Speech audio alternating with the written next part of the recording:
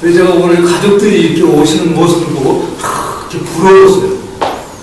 정말 일생일대기에 이렇게 가족이 모여서 여행하는 이 시간이 얼마나 진짜 귀하고 아름답겠어요. 이제 뒤돌아서서 정말 마지막 남은 좋은 추억을 마음에 안고 또 먼저 세상을 떠나고, 그래서 이 시간 속에 우리 눈과 귀를 통해서 들려지는 게 아주 귀하다는 것입니다. 그래서 이 육신의 눈으로 보는 세계가 있고 마음의 눈으로 보는 세계가 있다는 것입니다.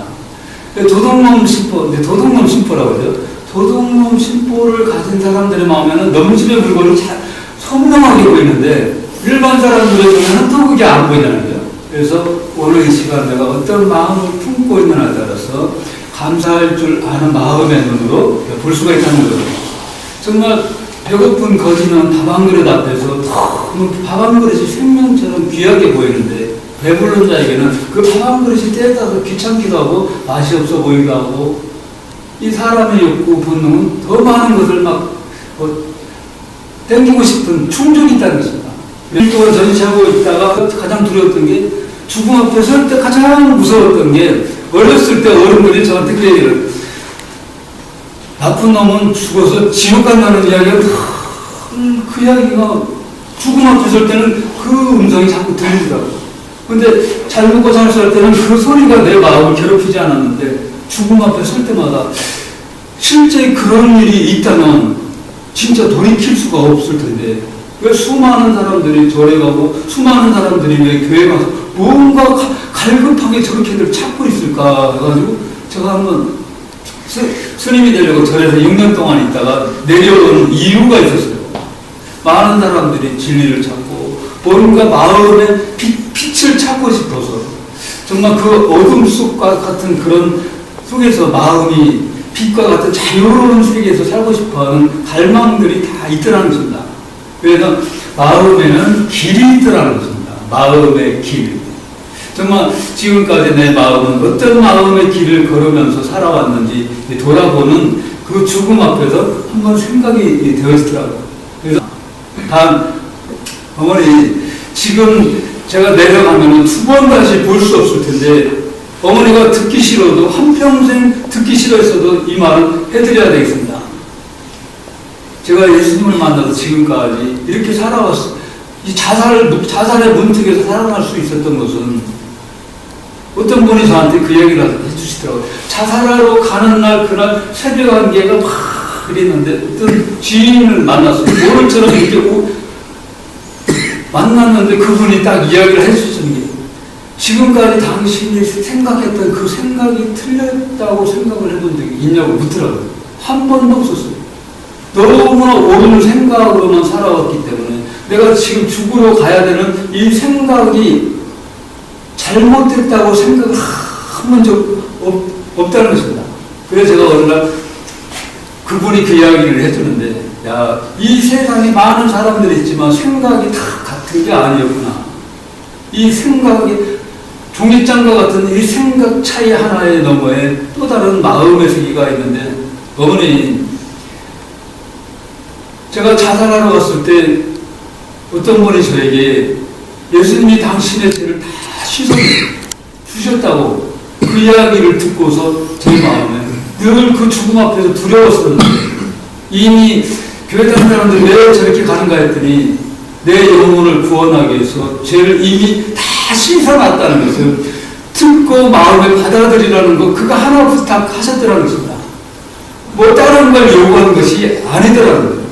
제가 그날 그 소리를 들으면서 예수님이 오신 목적이 바로 그거였구나.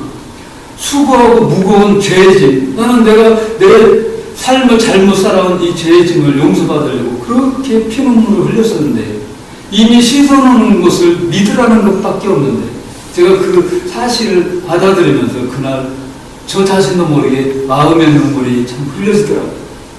이미 믿지 않는 그것이 죄더라는 것입니다. 나는 근본적으로 잘못 살아오는 것은 아무 문제가 아닌데, 우리는 도둑놈 심보를 품고 살아왔기 때문에 죄를 지을 수밖에 없는 그런 사람들이 있더라는 것입니다. 이 꽃그림을 그리는데, 내가 그리는 그림은 다 되게 생명이 없는데 자연 속에 있는 건 왜 저렇게 다 생명이 있을까? 근데 하나같이 이 자연들이 전부 다 빛에 반응을 하고 있더라고요. 빛에. 근데 사람들의 마음도 반응하고 있더라는 것입니다. 뭐에 반응하는? 생각에 반응하고 살고 있더라는 것입니다. 사람들의 마음에. 그래서 사람들에게 어떤 생각을 신호를 주냐에 따라서 마음은 따라 움직이고 있더라는 것입니다. 도둑놈이 훔쳐야되게 따라 생각 하나 하니까 이 마음은 그냥 따라가고 있더라는 것입니다. 그래서 이 생각, 평상시에 가지고 있는 이 생각이 얼마나 참 무섭다는 것을 알 수가 있더라는 것입니다. 그래, 여기 보면 뱀이 한 마리 이제, 올해가 뱀띠인데, 여기 뱀이 이렇게 하는데, 저희 어머니가, 저 학교 갔다 와서 마루에 앉았으면 저희 어머니가, 저놈의 새끼는 왜 이렇게 능글능글 들어간다가, 왜 저렇게 능글능글하냐고 그러는데, 제가 이걸 그러는 거는, 여기 뱀이 사과를 따먹었는데, 씨가 있어요, 씨. 씨가 있는데, 저는 말이 씨가 된다. 말이 씨가 된다. 평상시에 우리가 어떤 말을 하냐에 따라서 상대가 그 말을 받아들이면서 기쁨이 될 수도 있고 상처가 될 수도 있고, 그래서 평상시에 우리가 주고받는 이 말이 그 사람의 마음에 소망을 줄 수도 있고 절망을 빠뜨릴 수도 있고. 제가 서울에서 이렇게 한참 전시를 하고 있는데 이 설명을 듣다가 어떤 한 중년 아주머니가 갑자기 이렇게 눈물이 툭 흐르더라고요. 제가 왜 나 끝나고 나서 왜 그러셨습니까? 물어보니까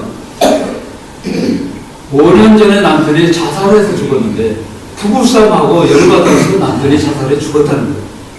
그날 부부싸움할 때 아내가 너무 심한 말들을 마음의 방에다 팍 갖다 던져 집어 넣은 거예요. 근데 이 남편이 그 말을 소화를 시킬 수가 없었던 거예요.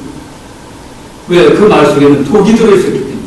그래 평상시에 가족들이 밥상에서 주고받고 대화하는 것이 마음의 양식이다. 그러니까 육체는 썩어질 양식을 먹지만 이 사람의 마음은 마음을 먹고 살기 때문에 내가 오늘 어떤 마음을 상대에게 주냐에 따라서 마음이 살아날 수도 있고 상처가 될 수도 있고, 그래서 마음의 소망의 마음을 받아들이면 병도 이길 수 있는 힘이 들어있다는 것입니다.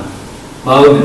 그래, 이번에 그런 의미로 그랬고, 저 부분은